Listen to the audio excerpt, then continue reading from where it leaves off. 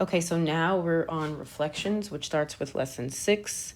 We need to reflect over the x-axis. Let me make sure that says x. Yes, we're reflecting over the x-axis, recording all of the coordinates. I'm going to do my points first for Q, R, and S. Q is at 2, -2. R is at -2, 3. And S is at 5, 5. So double check your points for the first 3 and make sure you did them correctly. Now I'm going to flip over the x-axis, so that's this line. So I'm moving in a top to bottom motion. My points are either moving up or they're moving down. So R and S, they're up here above the x-axis, so they're both going to move down.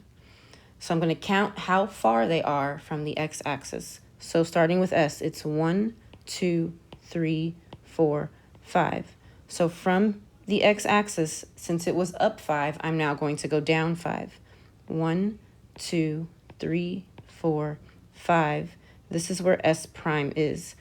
R prime is 1, 2, 3 spaces above. So starting from the purple line, I'm going to go 3 spaces down.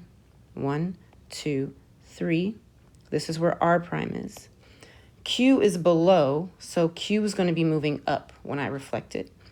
Q is 2 spaces below the purple line.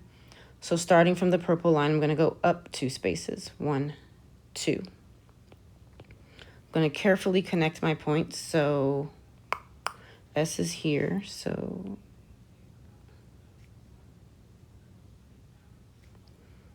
the shape overlaps like this now. And my new ordered pairs for Q prime, it's now at 2, +2. All of my Y values are going to become their opposite. So my X values stay the same. My Y values are now their opposites. Because that was the conjecture, if you remember, which you shouldn't have to remember because you just wrote it down for lesson 6. So here is where your new shape should be. These are your ordered pairs. You're ready for your next practice problem.